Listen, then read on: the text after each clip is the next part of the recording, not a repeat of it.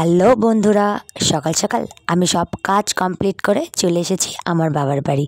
সবার প্রথমে এসেই আমি রেডি হয়ে গেছি। রেডি হয়ে কাজ করতে আরম্ভ করে দিয়েছি। খাবার টেবিল, চেয়ার, ছাতা সব কিছুই এখানে নিয়ে আসা হয়ে গেছে।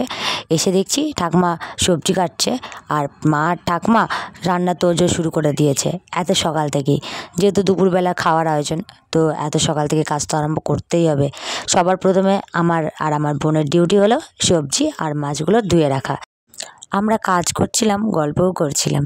দুজন মিলে আমরা মজা করতে করতে কাজগুলো কমপ্লিট করছিলাম, যাতে আমাদের কাজটা তাড়াতাড়ি হয়ে যায়। যেহেতু এখনও আমাদের অনেক কাজ পড়ে আছে, কাজ কমপ্লিট করে আমাদেরকে রেডিও হতে হবে। ও তোমাদেরকে তো বলাই হয়নি যে আজকে কি, চলো তোমাদেরকে পরেই জানাবো আজকে কি। দেখো আমার বোন এখানে চিংড়ি মাছ ধুচ্ছে, তো না ওগুলো নিয়েও খেলা করছে।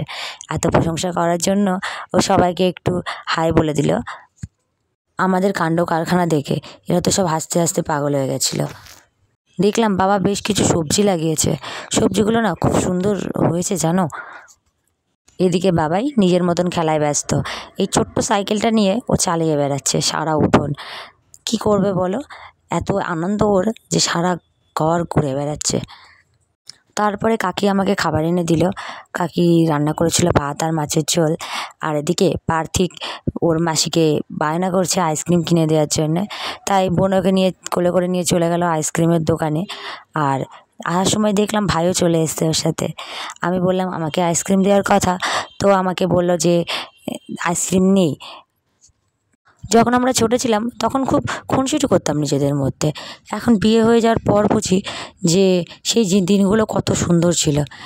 এদিকে দেখো আমি একটা ঘুম থেকে ওঠার পরে দেখলাম যে এরা সব খাবার টেবিলগুলো সব কমপ্লিট করে নিয়েছে নিজেরা।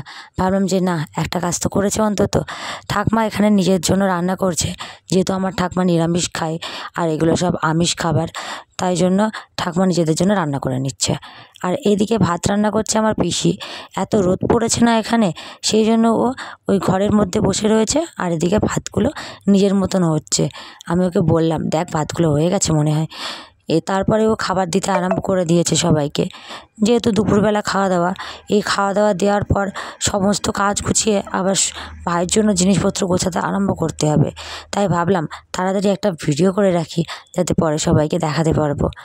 এগুলো না স্মৃতি হয়ে থাকে জানো তো পরে। ভাইকে তাড়া দিলাম তাড়াতাড়ি রেডি হ। দেখলাম ও ধুতি পরেছে। আমি ওকে বললাম যে তোর আশীর্বাদ নাকি যে তুই ধুতি পরে বসে রয়েছিস। তো কি আর করার, বললো থাক ধুতিটাই থাক, ভালো লাগছে। তাহলে আমি বললাম একটু চন্দন পরিয়ে দিই। বললো না এটা পরবো না। তো আজকে হচ্ছে আমার ভাইয়ের জন্মদিন, 20 বছরে পা দিল ও। আর এই দেখো পার্থিক এখানে ওর পাশে বসে বসে কি করছে দেখেছো। জন্মদিন তো আমার ভাইয়ের না, মনে হচ্ছে আমার ছেলেরই। তোমরা কি বলো?